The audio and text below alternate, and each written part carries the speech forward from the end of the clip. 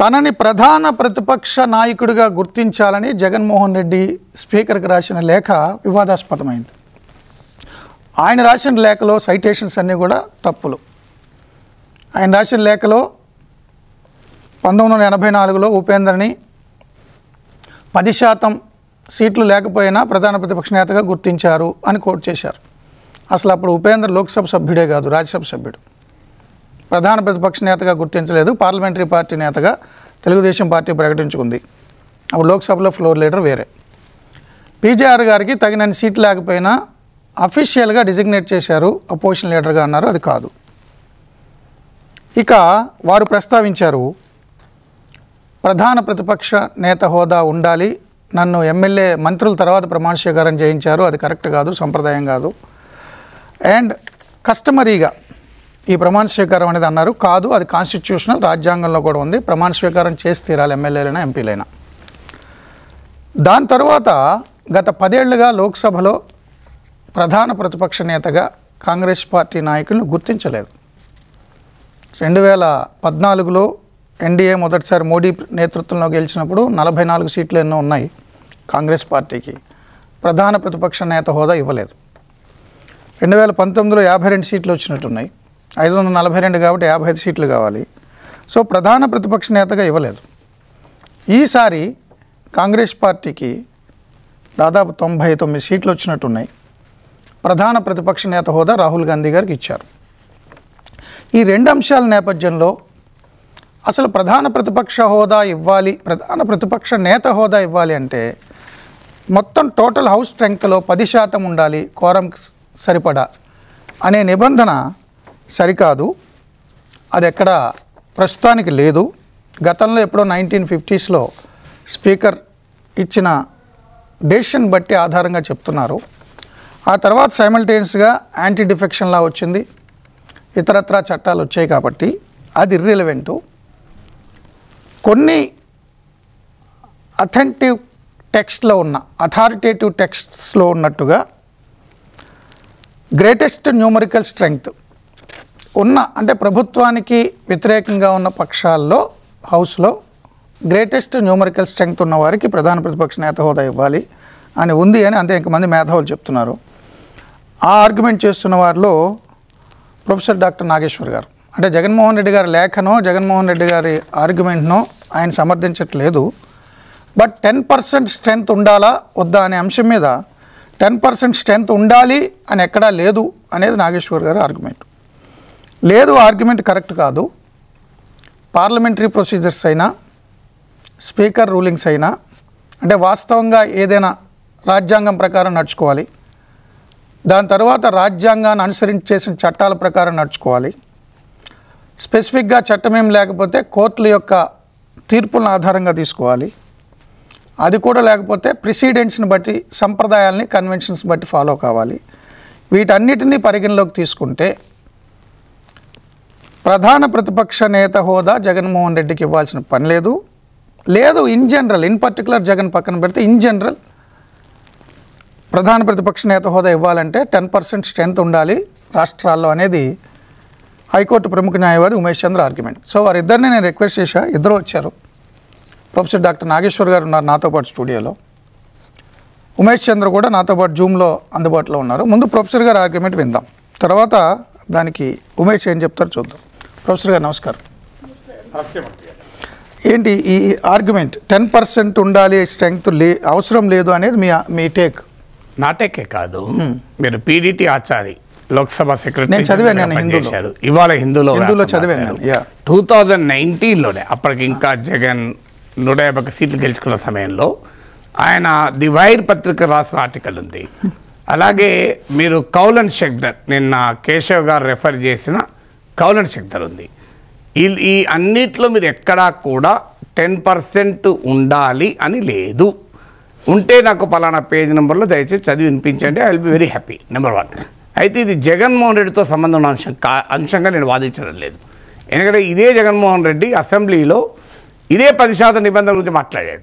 నీకు 23 ఉన్నాయి, 5 లాగేస్తే మీరు కూడా వేసినట్టున్నారు. టీవీ5లో కూడా దాన్ని ప్లే చేశారు. అవును, అంటే నేను చిటికేస్తే ఇంకో 5 వస్తే అసలు నీ LOP status leader of the status ఉండదు అన్నాడు. ఆయన కూడా అప్పుడు 10% అన్నాడు.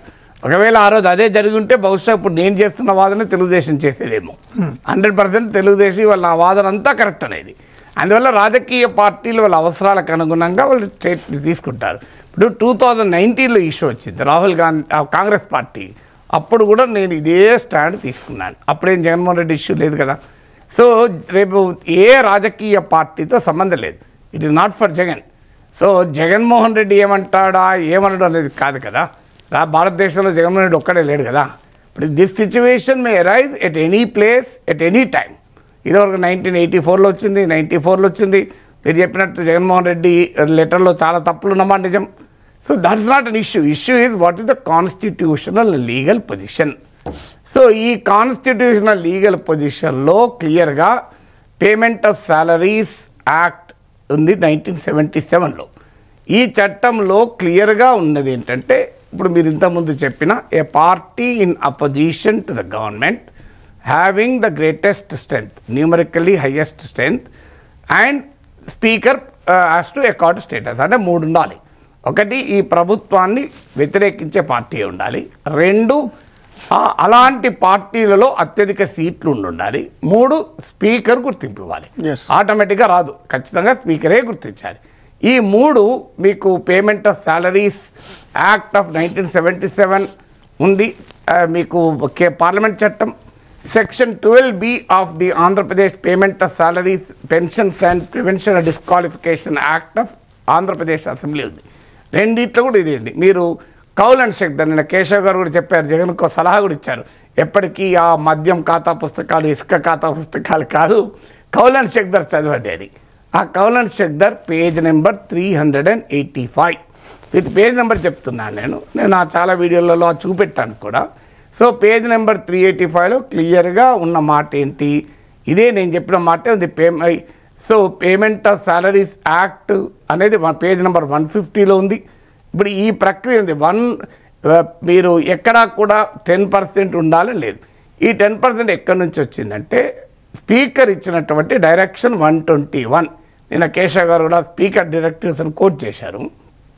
అది 1950స్లో, అంటే పేమెంట్ ఆఫ్ సాలరీస్ యాక్ట్ 77లో రాకముందు, యాంటీ డిఫెక్షన్ లా 85లో రాకముందు, 1998లో representation of peoples act amendment section 29A compulsory registration of political parties అనే నిబంధన రాకముందు కేవలం అది కూడా లీడర్ ఆఫ్ ద పొజిషన్ కొరకు కాదు. ఆ డైరెక్షన్స్లో ఎక్కడా లీడర్ ఆఫ్ ద పొజిషన్ లేదు. ఆ directions are for allotment of rooms, timing allocation and seat allocation. వాటి కొరకు పార్టీ గ్రూప్ అని డిఫైన్ చేశారు. యాంటీ డిఫెక్షన్ లాతో ఆ డెఫినేషన్ ఇప్పుడు లేదు. Nothing like a party and group. There is only 1 party. ఒక్క మెంబర్ ఉన్న ఇప్పుడు రాజకీయ పార్టీ, అది లెజిస్లేచర్ పార్టీ. అది యాంటీ డిఫెక్షన్ లా క్లియర్గా చెప్తోంది. అందువల్ల ఈ న్యూమరికల్ స్ట్రెంగ్త్ అనేది ఎక్కడా లేదు. ఎక్కడైనా ఉంటే డెఫినెట్గా I'm ready to accept it కదా. ప్లీజ్ నేను అందుకే అన్నాను, మీరు వీలైతే కేశవ్ గారిని కూడా లైన్లో తీసుకోండి. Let us ask him. ఆయన చాలా అనుభవజ్ఞుడు, పార్లమెంటేరియన్గా అనుభవజ్ఞుడు, చాలా అవగాహన ఉన్న రాజకీయ నాయకుడు కదా. మీకు నాకు అందరికీ మిత్రుడే కదా. సో ఏదైనా బేస్ ఉంటే చెప్పండి. ఉమేష్ చంద్ర గారు అయితే నేనన్నా లా చదివిన అతను కాదు, ఉమేష్ చంద్ర గారు లా చదివారు. పలానా బుక్లో పలానా పేజ్లో పలానా పేరాలు ఉంది అంటే I will also understand. Okay, Umesh Chandra garu, professor garu చెప్పారు payments, salaries, allowances act 1977 opposition లీడర్కి సంబంధించిన యాక్టు. అదేవిధంగా PDT ఆచార్య ఈరోజు హిందూలో వచ్చింది, మనం చదివాం, ఫార్మర్ సెక్రటరీ జనరల్ లోక్సభ. ఈ Kaul and Shakdher book 6th edition, Kaul and Shakdher ఆయన ఎడిట్ చేశారు. ఉమేష్ చంద్ర గారు, ఉమేష్ నా వాయిస్ వినిపిస్తే మీరు మాట్లాడండి. ఉమేష్ మీ ఫ్రీజ్ అయింది. మూర్తి గారు, ఐఎమ్ ఆడిబుల్ అండి? yes please. మూర్తి గారు, ఇప్పుడు ప్రొఫెసర్ నాగేశ్వర్ గారికి ముందుగా మీకు, అలాగే ప్రొఫెసర్ నాగేశ్వర్ గారికి కూడా నమస్కారాలండి. Good evening. ముందుగా ప్రొఫెసర్ నాగేశ్వర్ గారు కొన్ని కేటగరైజేషన్స్ చెప్పారు. ఏ ప్రకారంగా ఆయన leader of the opposition status Jaganmohan Reddy గారికి ఇవ్వచ్చు అనేది ఆయన చెప్పారు.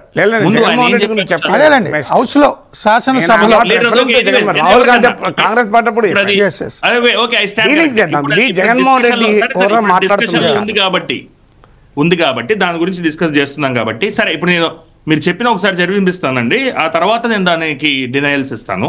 ఒకటి, పిబిటి ఆచార్య గారు రాసిన ఆర్టికల్ ఈరోజు హిందూలో పబ్లిష్ అయిన దాని గురించి చెప్పారు. 2, 1977 యాక్ట్ గురించి చెప్పారు.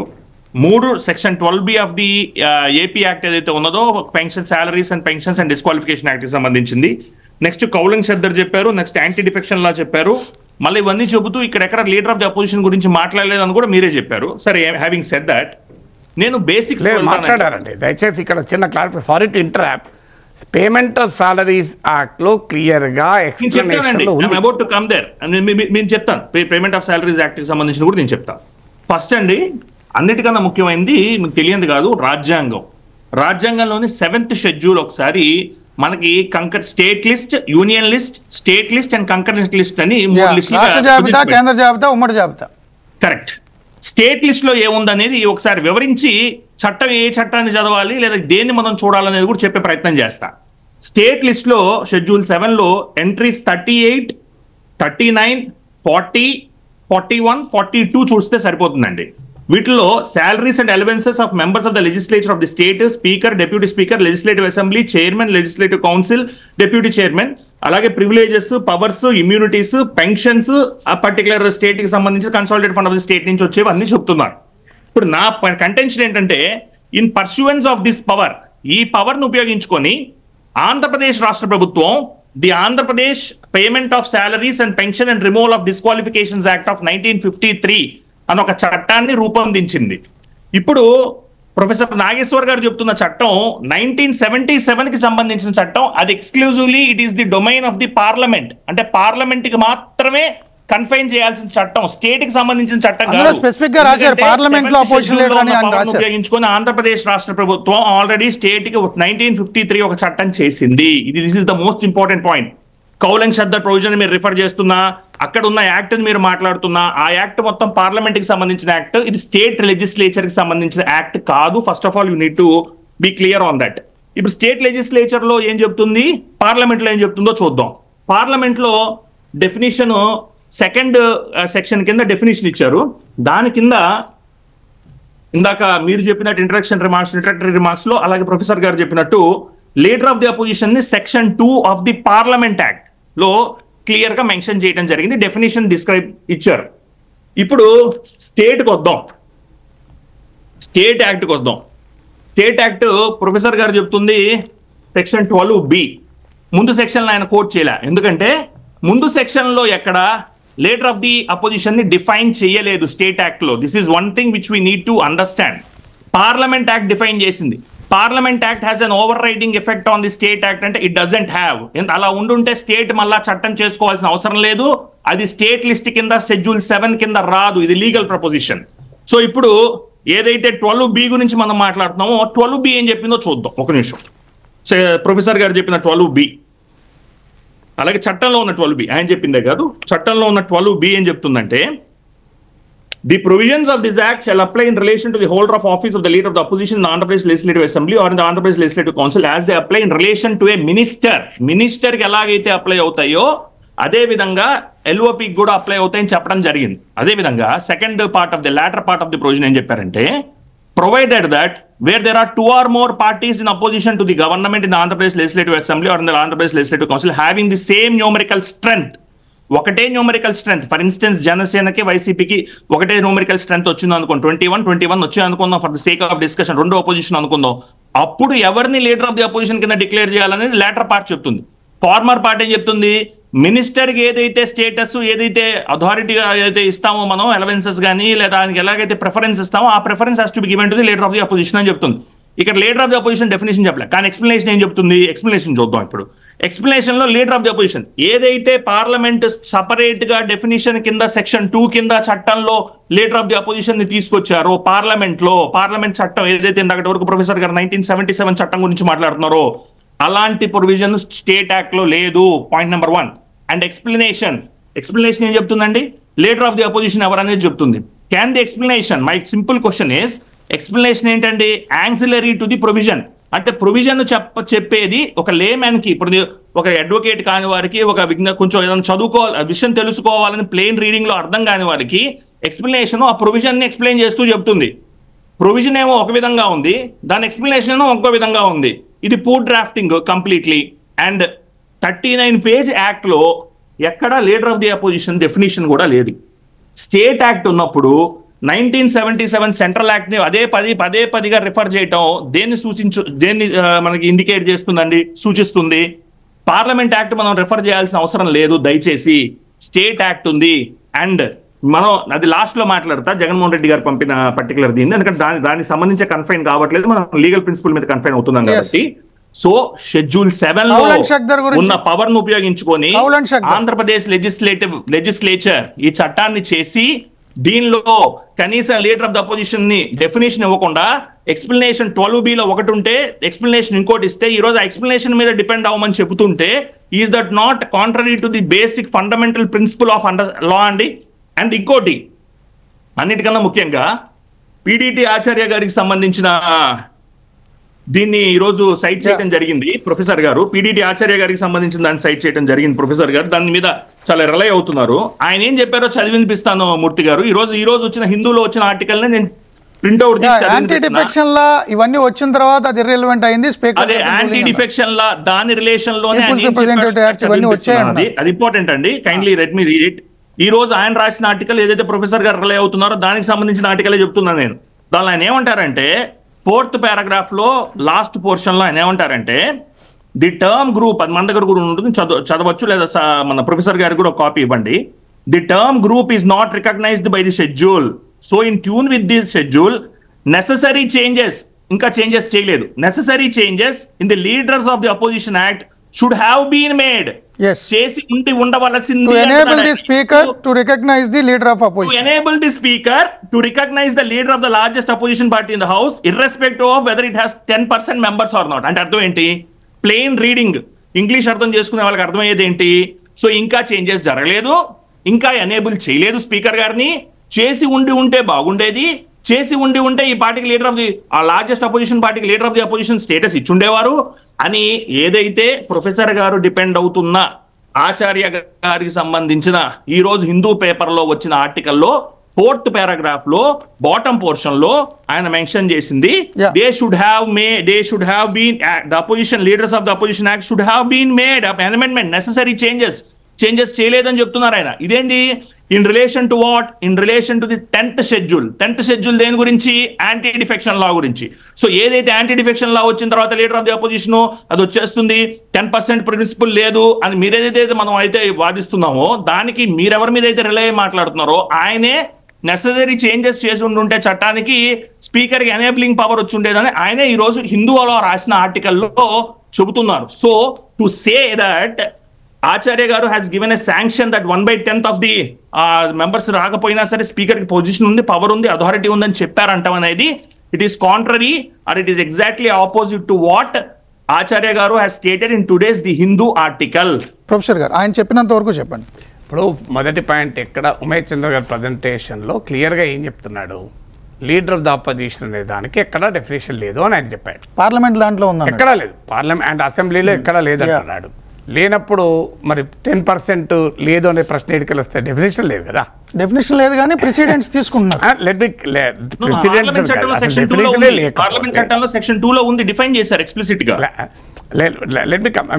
మీరు కంప్లీట్ అనుకుని మాట్లాడతాను ఉమేష్ చంద్ర గారు. ఉందా ఇంకా కంటిన్యూ చేస్తారా సార్? సెక్షన్ 2 లో జస్ట్ ఇది ఒకటి చదివినిపిస్తాను సార్. సెక్షన్ 2 లో ఇన్ దిస్ యాక్ట్ మీరు చెప్తున్న 1977 the salary and allowances of leader of the opposition parliament act 1977 లో సెక్షన్ 2 లో డెఫినేషన్ కింద in this act ఈ యాక్ట్ కే leader of the opposition in relation to the either house of parliament means that member of the council or the states of the so and so as the case may be who is for the time being the leader in that house in the opposition of to the government having the greatest numerical strength. Act లో ఉంది అది, ఏది parliament act లో ఉంది, state act లో లేదు. అదే చెప్తున్నారు. I was submitting. ఇప్పుడు పార్లమెంట్ యాక్ట్ చదివారు మీరు, అలాగే సెక్షన్ 12B ఎక్స్ప్లెనేషన్ చదివారు, సేమ్ వర్డింగ్, పదం టు పదం సేమ్. ప్రొవిజన్ లో లేదు, యాక్ట్ ప్రొవిజన్ లో లేదు, ఎక్స్ప్లెనేషన్ లో ఉంది. ఎక్స్ప్లెనేషన్ యాక్ట్ లో భాగం కాదు అని అంటే నేను ఐ కెనాట్ డూ ఎనీథింగ్. అది యాక్ట్ లో భాగమే కాదు ఎక్స్ప్లెనేషన్ అంటే. సో లా అనేది రకరకాల రూపాల్లో డ్రాఫ్టింగ్ అవుతుంది. It may be poor drafting, నేను ఒప్పుకుంటాను, నాకు తెలియదు, డ్రాఫ్టింగ్ ఎక్స్పర్ట్ కాదు. బట్ ఒక explanation is not part of law అంటే I cannot answer number 1. Number 2, ఇప్పుడు ఎక్కడ 10% ఉండాలి అనేది లేదు కదా, ఎక్కడా లేదు కదా. అది పార్లమెంట్ యాక్ట్ లో ఉంది. కనీసం కన్వెన్షన్స్ ఉన్నాయి, పార్లమెంట్ యాక్ట్ కన్వెన్షన్స్ ఉన్నాయి. నా మాట ఏంటంటే సార్, కన్వెన్షన్స్ ఎప్పుడు వస్తాయి చట్టం లేకపోతే? లేదు ఇప్పుడు నా మాట ఏంటి సార్, చట్టంలో లేదని ఎక్స్ప్లెనేషన్ చట్టం కాదా సార్? నాకు అర్థం కాదు. ప్రొవిజన్ లో లేదు. ఇది explanation is not part of లా. చెప్పండి స్ట్రేట్ గా. లేదు అది కాదు, explanation is not part of law అంటే నేను ఆన్సర్, నేను నో డిస్కషన్, ఆర్గ్యూ చేయడం వేస్ట్. ఒకటి, explanation is part of law, number 1. Number 2, మీకు పార్లమెంట్ చట్టము, అసెంబ్లీ చట్టము, ఈ రెండింటి మధ్య కాన్ఫ్లిక్ట్ వస్తే ఏ చెల్లుతుంది? పార్లమెంట్ చట్టమే చెల్లుతుంది. ఇదే సింపుల్ రూల్. పార్లమెంట్ చట్టం పార్లమెంట్ కోసమే లేదు. Okay, correct. Salary కౌలన్ Shakdher Andhra Pradesh అసెంబ్లీకి రాశారా? ఎందుకు కేసు అడుగుతున్నాడు? కౌలన్ శక్దర్ చదవని. What is the కౌలన్ Shakdher book పేరు ఏంది? Practice and procedure of parliament. Assembly కానే కదా బుక్ పేరే. కాదు యాక్ట్ లో స్పెసిఫిక్. నేను ఒక పాయింట్ మీకు చెప్పాలి, నేను చెప్పే ముందు. State act concurrent list, state list, central లిస్టులో ఉన్నప్పుడు స్టేట్ లిస్టులో షెడ్యూల్ 7లో స్టేట్ ఎక్స్చెకర్ నుంచి నేను డబ్బులు ఇస్తా నా అపోజిషన్ లీడర్కి, కేంద్ర ఎక్స్చెకర్ నుంచి ఇవ్వరు. కాబట్టి అది నా రైటు.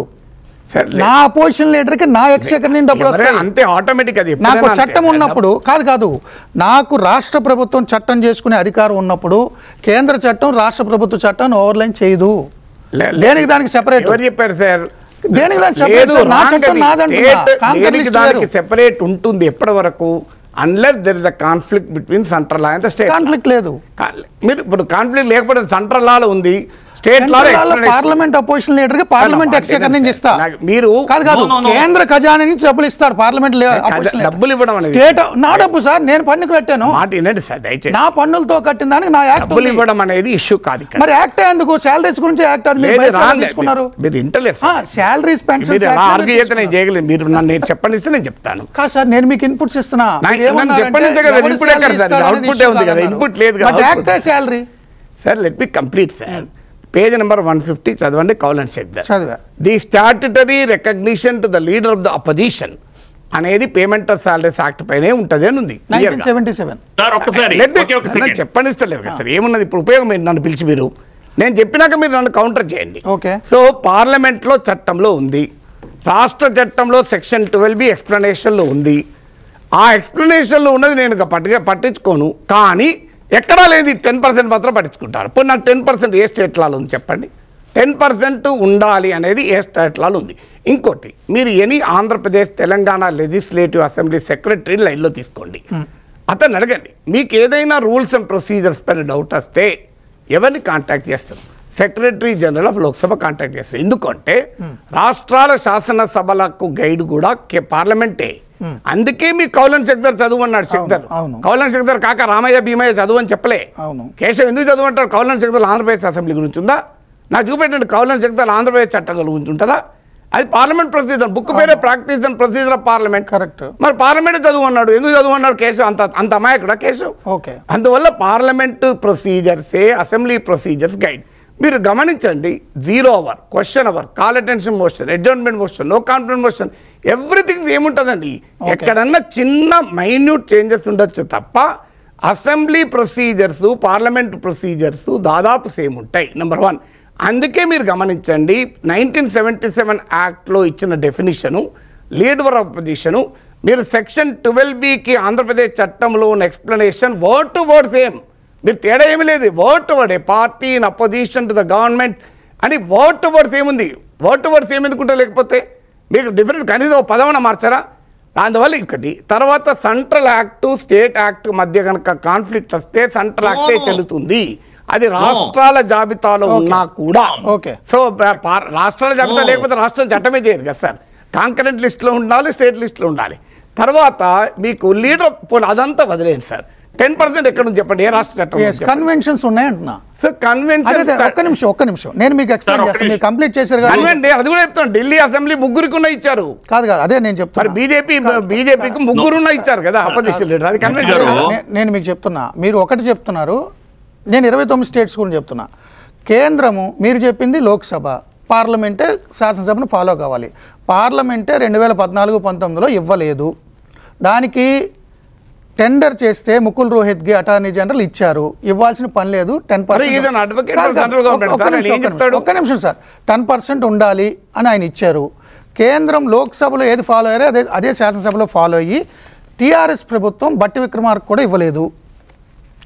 ఈ రకంగా చూసినా, మీరు చెప్పిన లోక్సభ సెక్రటరీ జనరల్ ఎక్స్ప్లెనేషన్ చూసినా, ఈరోజు హిందూ పత్రికలో రాసినటువంటి పీడీటీ ఆచార్య గారు ఏమన్నారు, మీరు యాంటీ డిఫెక్షన్ లా వచ్చింది, పీపుల్స్ రిప్రజెంటేటివ్ యాక్ట్ వచ్చింది, 1950లో మౌలాంకర్ ఇచ్చినటువంటి రూలింగ్ ఓవర్రైడ్ అయిపోతుంది ఈ చట్టాల తర్వాత, కానీ దీనికి సంబంధించినటువంటి చట్ట సవరణ చేస్తూ స్పీకర్కి పవర్స్ ఇవ్వడం జరగలేదు, అది జరిగి ఉండాల్సింది. లోక్సభ సెక్రటరీ జనరల్ అన్నాడు.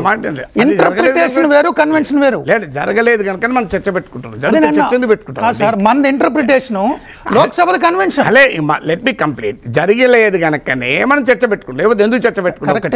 తర్వాత ఒక కన్వెన్షన్, ఇప్పుడు ఉదాహరణకు గవర్నర్లు ప్రతిపక్ష పాలిత ప్రభుత్వాలు ఇబ్బంది పెట్టడం 1947 నుంచి ఇప్పటివరకు జరుగుతుంది. అది కన్వెన్షనే కదా, మరి అది చట్టమా, అది రాజ్యాంగమా? గవర్నర్లు మీకు 1959 నుంచి ఇప్పటి వరకు ఆర్టికల్ 356 100 సార్లు పైగా దుర్వినియోగమైంది. అది చట్టం అయిపోతుందా? యాంటీ డిఫెక్షన్ లా ఇష్టం వచ్చినట్టుగా లెజిస్లేచర్ పార్టీలు మెర్జ్ చేస్తాను, అది చట్టం అవుతుందా? అంతటదే జరుగుతుంది. ఒక if A convention is bad in law, that doesn't become good in law because it is convention.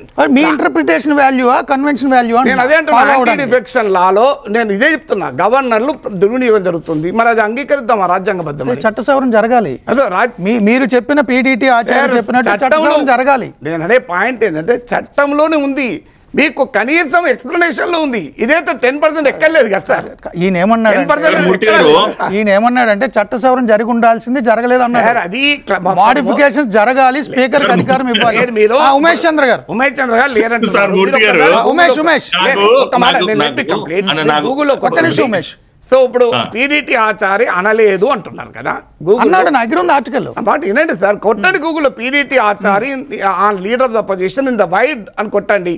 2019 రాసిన ఆ ఆర్టికల్ బ్లర్బ్లో ఉంది, ద 10% అనే నిబంధన ఏ చట్టంలో లేదు అని. సార్ ఈ రోజు రాసిన ఆర్టికల్ నా చేతిలో ఉంది, చదువుతున్నాను నేను. అవును, ఈ రోజు రాసిన ఆర్టికల్ 10% లేదని ఈ రోజు కూడా చదవండి మీరు. కాదు సార్, ఇందులో ఏముందంటే మీరు చెప్పినటువంటి సైటేషన్స్ ఏమున్నాయో, మౌలాంకర్ ఇచ్చింది 1950లో రూలింగ్, అది కూడా ఎల్ఓపి గురించి కాదు, రికగ్నైజ్ పార్టీ చెప్పడానికి, లెజిస్లేచర్ పార్టీ, పార్లమెంటరీ పార్టీ గుర్తింపుకు అన్నారు, కార్లు ఇవ్వడానికి, రూమ్లు ఇవ్వడానికి. ఓకే, దాన్ని పరిగణలోకి తీసుకుని ఎల్ఓపి కోసం ఇప్పటివరకు ఫాలో అయ్యారు. అయితే తర్వాత యాంటీ డిఫెక్షన్ లా వచ్చింది, ఒక్కరున్నా గుర్తిస్తారు లెజిస్లేచర్ పార్టీగా, విప్పులు ఇవన్నీ మీరు కోట్ చేశారు. కాబట్టి ఈ మారిన చట్టాలకు అనుగుణంగా స్పీకర్కి అధికారాలను బదలాయిస్తూ చట్ట సవరణ జరగలేదు అన్నాడు ఆయన. దేని గురించి జరిగి ఉండాలి? దేని గురించి అన్నాడు ఉమేష్ చంద్ర? దేని గురించి? లీడర్ ఆఫ్ అపోజిషన్ కూడా అదే అవుతుంది. ఉమేష్ ప్రొఫెసర్ గారు ఒక 2 నిమిషాలు నన్ను చెప్పండి దయచేసి. సార్, ప్రిన్సిపల్ ఆఫ్ ఫెడరలిజం అనేది రాజ్యాంగంలో అది ఒక one of the fundamental principles. అది ఫెడరలిజం అనేది, కోఆపరేటివ్ ఫెడరలిజం కానీ లేదా ఫెడరలిజం కానీ. సో ఆ ఫెడరలిజంకి తావునిస్తూనే స్టేట్స్ కి ఒక ఇండిపెండెంట్ రెల్మ్ ఇచ్చారు, వాళ్ళ చట్టాలు వాళ్ళు చేసుకోవచ్చు అని. కంకరెంట్ లిస్ట్ లో ప్రొఫెసర్ గారు చెప్పిన దాని వరకు కంకరెంట్ లిస్ట్ లో ఐ కెన్ యాక్సెప్ట్. స్టేట్ లో కూడా there are some exceptions that I will certainly bring it to the notice of the audience.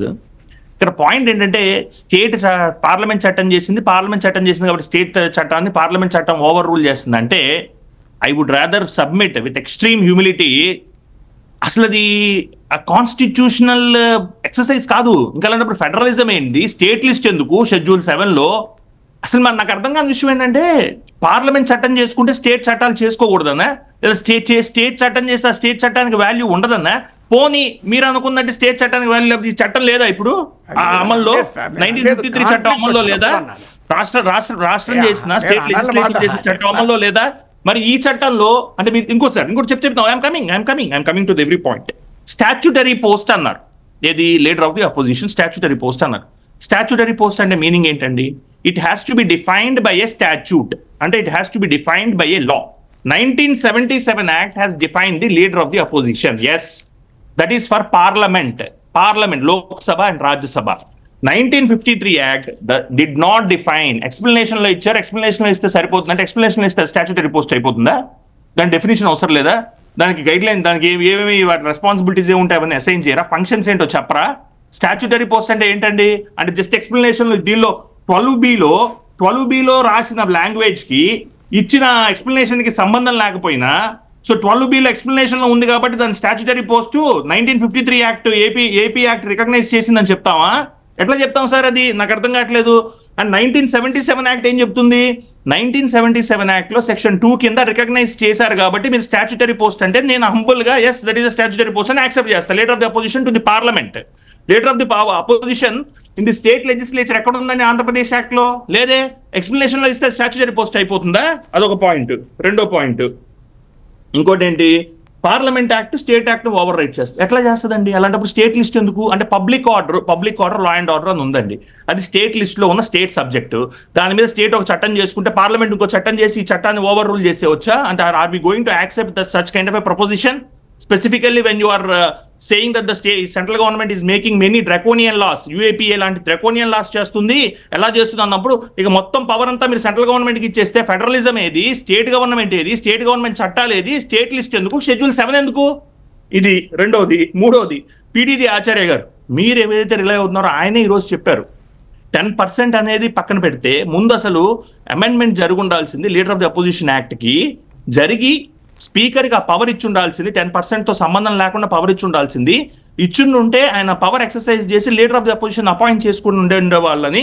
ఈ రోజు హిందూలో రాసిన ఆర్టికల్ మీరు ఏదైతే పొద్దున్న నుంచి సైట్ చేస్తున్నారో, ఇప్పుడు ఇందాక కూడా డిబేట్ లో సైట్ చేశారో ఆ ఆర్టికల్ నేను చదివినిపించా, దానిలో పోర్షనే చదివినిపించా. ఆయన క్లియర్ గా ఏమన్నాడు, షుడ్ హ్యావ్ బీన్ మేడ్ అన్నాడు. అమెండ్మెంట్ జరిగి ఉండాల్సింది, జరిగి ఉంటే స్పీకర్ కి ఎనేబులింగ్ పవర్ వచ్చి ఉండేది, వచ్చి లీడర్ ఆఫ్ ది అపోజిషన్ పెట్టేవారు అంటున్నారు. మరి ఆయన చెప్పిందే కదా అది కూడా. అంటే గోయింగ్ బై మీరే అన్నారు కదా సెక్రటరీ జనరల్ కి వాళ్ళకి నాలెడ్జ్ ఉంటుంది, let them take on call అన్నారు. మరి ఆ సెక్రటరీ జనరల్ గారు ఇన్ రైటింగ్ ఇచ్చారు హిందూకి. Hindu is one of the mainstream newspapers in the country అండి. సో దానిలో ఏం చెప్పాడని క్లియర్ గా ఒకసారి మళ్ళొకసారి చదివిపిస్తా for the benefit of everyone. The term group is not అది పక్కన పెడితే, సో 10% ఉన్నది అందులో చదవండి.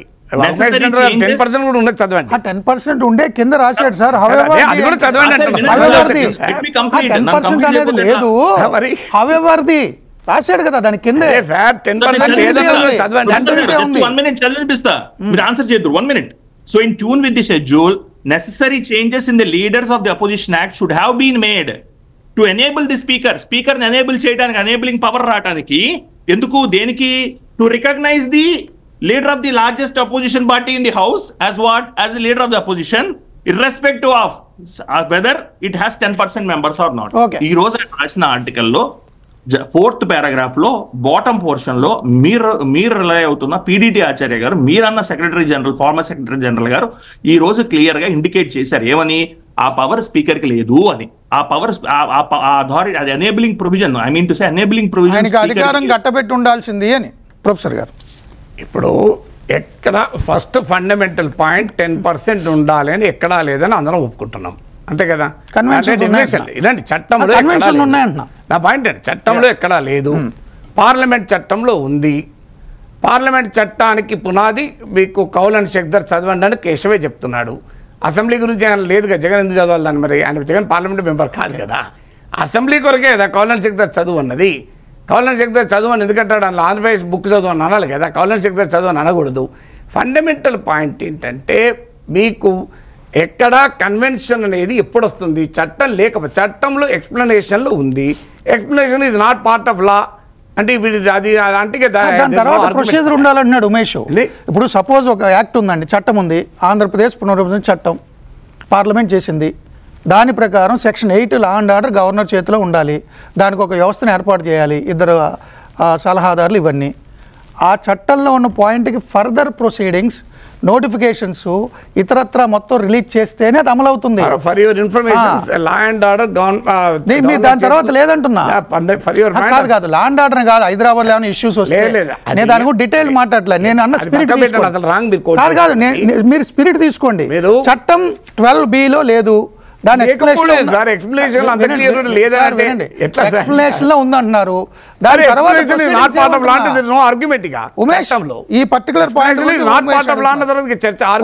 ఉమేష్ ప్రొఫెసర్ గారికి ఏం చెప్తారు మీరు? అయిపోతుంది ప్రొఫెసర్ గారికి ఏం చెప్తారు ఆన్సర్ ఉమేష్? ఇప్పుడు ఇది కంప్లీట్లీ ఎక్స్ప్లెనేషన్ లో ఉందంత చెప్తున్నారు. స్టాట్యూటరీ పోస్ట్ అని కూడా అన్నారు. స్టాట్యూటరీ పోస్ట్ అది నేను ఇందాకదే చెప్పానండి. పార్లమెంట్ చట్టాల్లో 1977 చట్టాల్లో దాన్ని డిఫైన్ చేస్తూ దాని ఒక స్టాట్యూటరీ అథారిటీగా రికగ్నైజ్ చేయడం జరిగింది. స్టేట్ లెజిస్లేచర్ చట్టం చేసినప్పుడు 1953లో దాన్ని ఎక్కడ రికగ్నైజ్ చేయలేదు. Point number 1. రెండోది, ఎక్స్ప్లెనేషన్ ఎప్పుడు ఆ ప్రొవిజన్ ని ఎక్స్ప్లెయిన్ చేస్తున్న విధంగా ఉండాలి, లేదా ఆ ప్రొవిజన్ లో ఉన్న ఏదన్నా ఇంట్రికసీస్ ని కానీ లేదా ఏదన్నా ఇంటర్ప్రిటేషన్ కానీ లేదా ఎక్కడ అంబిగ్విటీ ఉంటే దాన్ని డ్రాఫ్టింగ్ చెప్పారు కదా అని చెప్పారు. ఆయన పూర్ డ్రాఫ్టింగ్ అని ఇందాకే ప్రొఫెసర్ గారు అన్నారు. ఆ పూర్ డ్రాఫ్టింగ్ మీద నా ఎక్స్ప్లెనేషన్ అడిగితే నేనేం ఎక్స్ప్లెనేషన్ ఇస్తాను? It's completely poor drafting. మీరు నా ఓన్లీ కంటెన్షన్ ఏంటి ప్రొఫెసర్ గారితో, ఓన్లీ ఆయన అఫ్కోర్స్ లైక్ వేరియస్ ఇష్యూస్ మీద ఆయన చాలా వాటిల్లో మాట్లాడారు. బట్ ఈ ఇష్యూలో నాకు తెలిసి ప్రొఫెసర్ గారు పార్లమెంట్ చట్టాన్ని పదే రిఫర్ చేయటం, కౌలింగ్ షద్దర్లో కూడా పేజ్ నెంబర్ 150 చూడండి, పేజ్ నెంబర్ 355 చూడండి, అక్కడ కూడా పార్లమెంట్ చట్టాన్ని రిఫర్ చేస్తున్నారు. 77 స్టేట్ లో ఒక చట్టం ఉన్నప్పుడు, స్టేట్ ఒక చట్టం చేసుకున్నప్పుడు పార్లమెంట్ చట్టాన్ని రిఫర్ చేయడం ఏంటి నాకు అర్థం కావట్లేదు. అసలు ఫండమెంటల్ ఫ్లా కాదా అది? స్టేట్ లో చట్టం చేసింది, ఆ చట్టాన్ని రిఫర్ చేయాలి మనం ఎవరైనా. పోనీ మన సంబంధం లేదు, జగన్మోహన్ రెడ్డి గారితో సంబంధం లేదండి, ఓకే. బట్ ఈ డిస్కషన్ అంతా ఈ లెటర్ ఇచ్చిన తర్వాత వచ్చింది కాబట్టి రాష్ట్ర చట్టాన్ని రిఫర్ చేశారు కానీ పార్లమెంట్ చట్టాన్ని రిఫర్ చేయలేదు. అట్లీస్ట్ ఆ ఎక్స్టెంట్ వరకైనా మిగతా ఎన్ని తప్పులు ఉన్నాయి అందులో, ఆ ఎక్స్టెంట్ వరకైనా రాష్ట్ర ప్రభుత్వం చేసిన చట్టాన్ని రిఫర్ చేశారు. ప్రొఫెసర్ గారు 24 గంటలు పార్లమెంట్ చట్టాన్ని రిఫర్ చేసి స్టేట్ కి అప్లై చేస్తే ఎట్లాగా? స్టేట్ కి దాంట్లో ఎక్స్ప్లెనేషన్ ఉంది, అది పార్టా కాదా అని అడుగుతున్నారు ఆయన. 12B లో లేదు, ఎక్స్ప్లెనేషన్ లో ఉంది అంటున్నారు.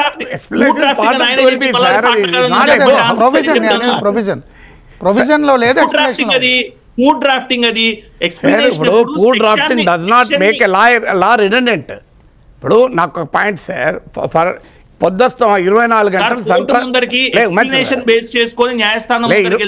ఫస్ట్ క్లారిఫికేషన్ ఏంటంటే, ఫస్ట్ క్లారిఫికేషన్, నేను పార్లమెంట్ లా మాత్రమే మాట్లాడుతున్నట్టు దట్ ఈస్ టోటల్లీ రాంగ్. మీరు నా వీడియోలో చూడండి, రేపు నేను ప్రింట్లో ఆర్టికల్ రాస్తాను చూడండి. ఫస్ట్ కోట్ చేసింది రాష్ట్ర చట్టమే. అది చూడకపోతే నేను చేయగలిగింది ఏం లేదు. నేను పార్లమెంట్ చట్టాన్ని ఫస్ట్ కోట్ చేయలేదు, ఫస్ట్ కోట్ చేసింది రాష్ట్ర చట్టమే. మీరు నా ప్రతి వీడియోలో చూడండి. నెంబర్ 1 కదా నేను చెప్పేది. సరే, నీకు ఒక ఎక్స్ప్లెనేషన్ అనేది ఏంటి? ప్రొవిజన్ కు వివరణ, ప్రొవిజన్ తో సంబంధం లేని వివరణ ఉండదు. ఎక్కడ ఉంది? ఇక్కడ ఎట్లుంటుంది? లేదు.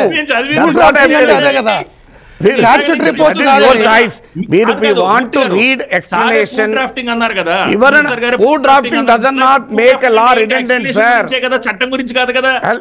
మీరు poor drafting doesn't make a లా.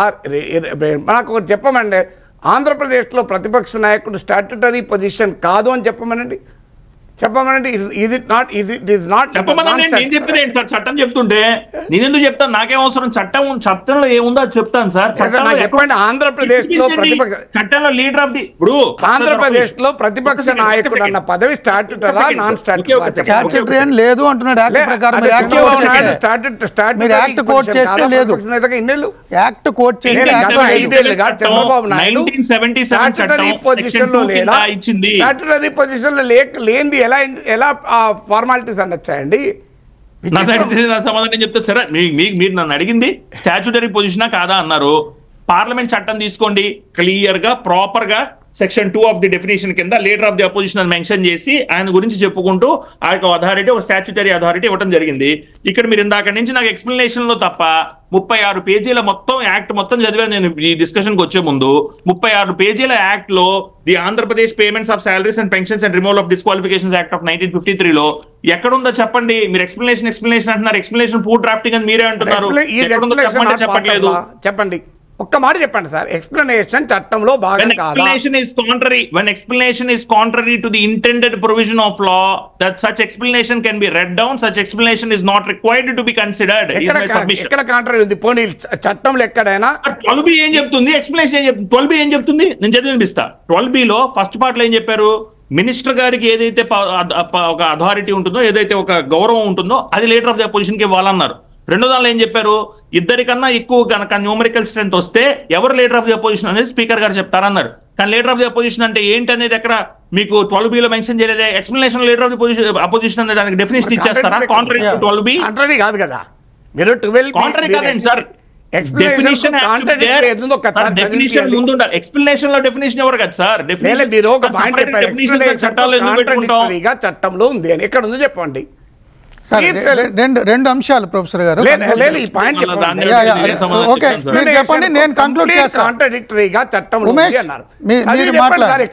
మీరు మాట్లాడండి ఉమేష్, నేను కంప్లీట్ చేస్తా.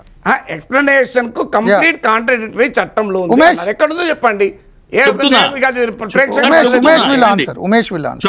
చెప్తున్నాయన 12B లో ఏదైతే ఆంధ్రప్రదేశ్ యాక్ట్ ఉందో పార్లమెంట్ దానికి వెళ్ళట్లేదు, ఎందుకంటే పార్లమెంట్ సంబంధం లేదు. యాక్ట్ స్టేట్ యాక్ట్ మనం రెఫర్ చేయాలి. ఫస్ట్ పాయింట్ అదే ఆ లెటర్ లో కూడా ఆయన రెఫర్ చేశారు.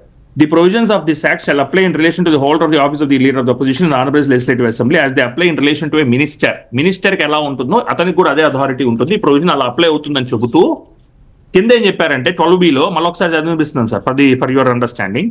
Provided that when there are 2 or more parties in opposition to the government in the Andhra Pradesh Legislative Assembly or in the Andhra Pradesh Legislative Council having the same numerical strength, అంటే ఒకటే number కనుక రెండు political పార్టీలకు కనుక వచ్చి ఉంటే అప్పుడు ఆ speaker of the Andhra Pradesh legislative assembly or chairman of the legislative council as the case may be shall having regard to the status of the parties recognise any one of the leader of the such parties as the leader of the opposition for the purpose of the section and such recognition shall be final and conclusive. అంటే రెండు పార్టీలకు సంబంధించిన వాళ్ళకి ఒకటే numerical strength వస్తే, అంటే జనసేనకి దానికి వస్తే అప్పుడు లీడర్ ఆఫ్ ది అపోజిషన్ ఎవరనేది స్పీకర్ డిసైడ్ చేస్తారని చెప్పారు. ఫస్ట్ ఫార్మర్ పార్ట్ లోనేమో లీడర్ ఆఫ్ ది అపోజిషన్ కి మినిస్టర్ స్టేటస్ ఉంటుందని చెప్పారు. అసలు leader of the opposition explanation ఎక్కడ ఉంది? లీడర్ ఆఫ్ ది అపోజిషన్ అంటే ఎవరనేది ఉమేష్ చిన్న పాయింట్ ప్రొఫెసర్ గారికి మీకు చెప్పాలి. సెక్షన్ లో అంటే ప్రొవిజన్ ఆర్ సెక్షన్ లో లేనిది ఎక్స్ప్లెనేషన్ లో ఉంటే ఎక్స్ప్లెనేషన్ యాక్ట్లో లాలో పార్ట్ ఆఫ్ అవునా కాదా అని అడిగారు ప్రొఫెసర్ గారు. సార్ నేను ఇన్ఫర్మేషన్ తీసుకున్నా ChatGPTలో. దీని ప్రకారం as light down by the supreme court in the case of any conflict between A section and it's explanation, section will prevail. Section prevail అనే దానికి సంబంధించి కోర్టు కేసులు కూడా ఉన్నాయి సార్. ఒక్క నిమిషం Geeta cooperative development and cane marketing union limited versus bank of Bihar 1967లో ఇలాగే వచ్చింది. ఈ కేసులో సుప్రీంకోర్టు చెప్పింది సెక్షన్ ఉన్నదానికి భిన్నంగా లేదు, దానికి సంబంధం లేకుండా ఎక్స్ప్లెనేషన్ ఉంటే ఎక్స్ప్లెనేషన్ చెల్లదు, సెక్షనే చెల్లుతుంది. సార్ దీనికి జడ్జిమెంట్స్ కూడా అవసరం లేదు. అది ఫండమెంటల్ జడ్జిమెంట్ ChatGPTలో నేను చెప్తాను. yes please. సెక్షన్ కు ఎక్స్ప్లెనేషన్ కు కాన్ఫ్లిక్ట్ వస్తే సెక్షనే చెల్లుతుంది, దాంట్లో ఎవరికి డిస్ప్యూట్ లేదు. కాన్ఫ్లిక్ట్ ఎక్కడ ఉంది కదా వినండి దయచేసి. ఉన్నది అని మీరు ప్రేక్షకులు వదిలేయండి. ఆ 3 పాయింట్లు చదువుదాం మనం. చదవండి, నేను చెప్తాను. తప్పు చెప్పానో చెప్పండి. ఏముంది? ఒకటి లీడర్ ఆఫ్ ద అపోజిషన్ కు మినిస్టర్ తో సమానమైన హోదాలు ఎక్స్ట్రా ఉంటాయి. పాయింట్ 1. పాయింట్ 2, ఒకే నెంబర్తో ఒకటి కన్నా ఎక్కువ పార్టీలు గనక ఒకే సంఖ్య ఉంటే స్పీకర్కి అధికారం ఉంటుంది. పాయింట్ 2. పాయింట్ 3 ఎక్స్ప్లెనేషన్లో ఏం చెప్పారు? సో ఒక పాయింట్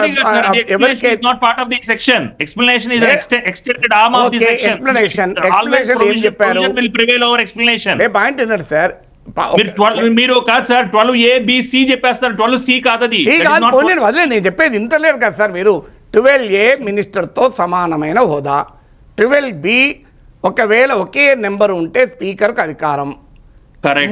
ఎక్స్ప్లెనేషన్ ఏంటి? ఎవరికి ప్రభుత్వానికి వ్యతిరేకమైన పక్షమై ఆ అందులో అందరికన్నా ఎక్కువ సభ్యులున్న నాయకునికి ఉంటది అని అన్నారు. స్పీకర్ గుర్తిస్తే స్పీకర్ గుర్తించాలి, అందులో అనుమానం. ఏదైనా స్పీకర్ గుర్తించాలి. ఇది ఫార్మర్ మినిస్టర్ ఉండే హోదాకి న్యూమరికల్ ఇద్దరికి కలిపి న్యూమరికల్ ఒకే స్ట్రెంత్ వస్తే దానిలో ఎవరిని డిసైడ్ చేసుకునే దానికి ఇచ్చిన ఎక్స్ప్లెనేషన్ కి పూర్ డ్రాఫ్టింగ్ అని ఇందాక మీరు మాట్లాడిన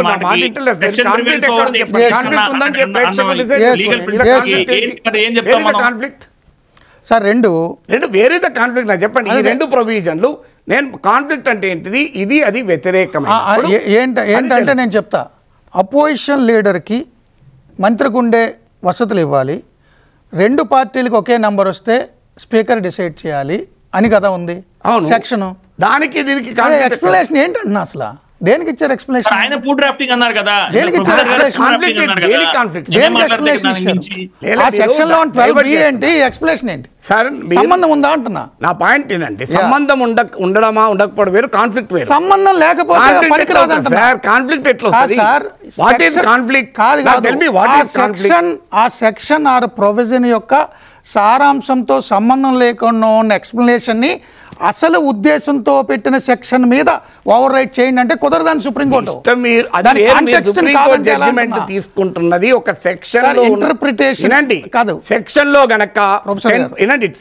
గనక 10% మినిమం ఉండాలని ఉండి ఈ ఎక్స్ప్లెనేషన్ లో గనక ఉండకూడదని ఉంటే అప్పుడు ప్రొఫెసర్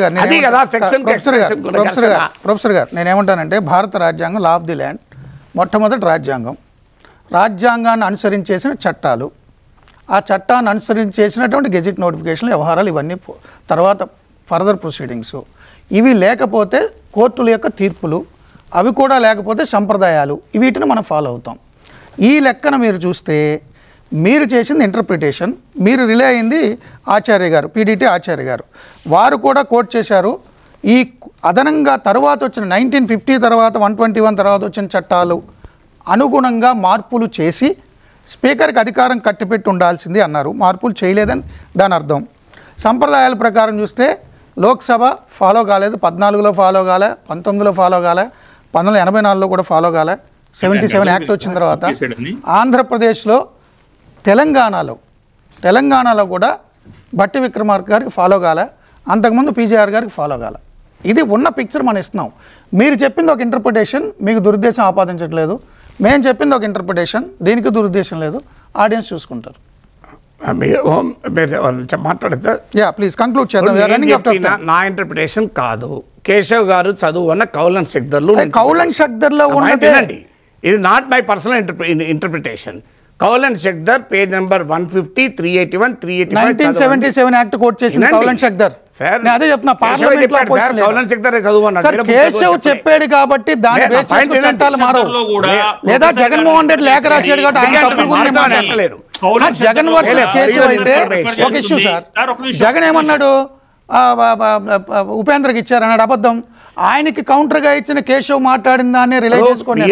కౌలన్ షక్దర్ లో ఉన్నది 1977 సాలరీస్ పెన్షన్స్ యాక్ట్ కి సంబంధించి opposition leader in Lok Sabha and Rajya Sabha. అంతే.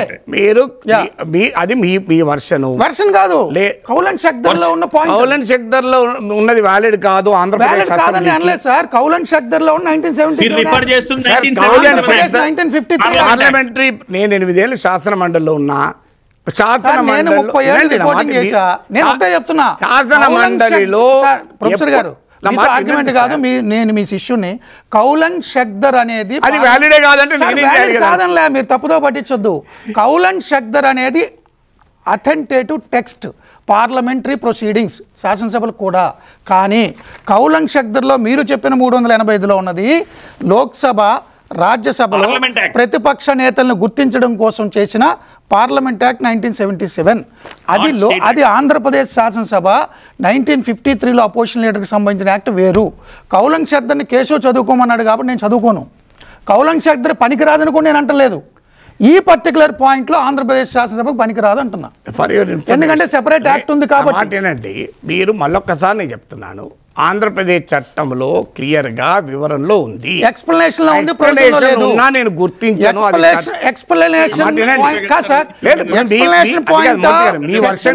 అంటే సుప్రీంకోర్టు 1967లోనే చెప్పింది, సెక్షనే కరెక్ట్. మీ వర్షన్ మీ వర్షన్ తోనే ఎండ్ చేస్తా అంటే నాకు అభ్యంతరం లేదు. కాదు, మీ వర్షన్ చెప్పింది అది కూడా అదే చెప్తా. మీ వర్షన్ ఎక్స్ప్లెనేషన్ మీద రిలే అవ్వద్దండి, సెక్షన్ మీద రిలే అవ్వదు. సో నేను మళ్ళొకసారి చెప్పు అంటారా? చెప్పండి ప్లీజ్. ఇది ప్రేక్షకులు వదిలేద్దాం ప్లీజ్. సెక్షన్ కు ఎక్స్ప్లెనేషన్ కు మధ్య కాన్ఫ్లిక్ట్ ఉంటే ఖచ్చితంగా సెక్షనే చెల్లుతుంది. So section 12B of Andhra Pradesh చట్టం ఎక్స్ప్లెనేషన్లో లీడర్ ఆఫ్ ద అపోజిషన్కు 10% ఉండాలని లేదు. అది ఎక్స్ప్లెనేషన్లో ఉంది కనుక చట్టంలో భాగం కాదని ఎవరైనా ఆర్గ్యూ చేస్తే నేను ఏమీ చేయలేను. ఇక ఆ చట్టంలో ఉన్న 1, 2కు ఇది కాన్ఫ్లిక్ట్ ఉంది అని మీరంటే నేనేం చేయలేను. నాకైతే అది ఏమి కాన్ఫ్లిక్ట్ అనిపిస్తలేదు. మీ కాన్ఫ్లిక్ట్ ఉంది అంటే లీవ్ ఇట్ టు యూ, దానికి ఏం చేయగలుగుతాను నేను.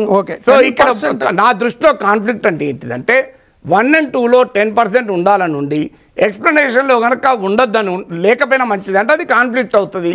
1 and 2లో దాని మెన్షన్ లేదు, ఎక్స్ప్లెనేషన్లో మెన్షన్ ఉంది. మీ గౌరవం కాన్ఫ్లిక్ట్ ఎట్లా అవుతుంది? మీ మీద గౌరవం కొద్ది నేను చెప్పేది ఏంటంటే డెఫినేషన్ అనేది సెక్షన్లో ఉండాలి, క్లారిఫికేషన్లో కాదు. ఒక పాయింట్. 2, ఏదైనా సరే ఒక పర్టికులర్ ఇష్యూ ఉంటే దానికి సంబంధించిన కోర్ డెఫినేషన్ సెక్షన్లోనే ఉండాలి, ఎక్స్ప్లెనేషన్లో కాదు. దానికి అదనమైన సమాచారమే ఎక్స్ప్లెనేషన్. ఒకటి, మీ మీద గౌరవం కొద్దీ, మీరంటే హయ్యెస్ట్ రెస్పెక్ట్ కొద్దీ మీరు చెప్పిన ఆర్గ్యుమెంటు ప్రజలు చూస్తారు. మీరు రిలే అయిన former Lok Sabha secretary general PDT Acharya గారే రాశారు. అది రాసిన కాంటెక్స్ట్ వేరు, మొత్తం కాంటెక్స్ట్ ఇదే గ్రూప్. సో చట్ట సవరణలు చేసి అదే అసలమైన అధికారం గ్రూప్ అనే డిస్టింక్షన్ కొరకు చెప్పింది. అది ఇప్పుడు మీరు LOP గురించి కూడా కోట్ చేసింది, యాంటీ డిఫెక్షన్ లా కోట్ చేసిందే. మీరు కంక్లూడ్ చేద్దాం. 10% అవసరం లేదు అని ఈయన రాశారు. 10% అవసరమా కాదా అనేది కన్వెన్షన్స్ ప్రకారం వచ్చింది, దాన్ని కొంతకాలం ఫాలో అయ్యారు. దాని తర్వాత ఫర్దర్ గా వచ్చిన చట్టాలు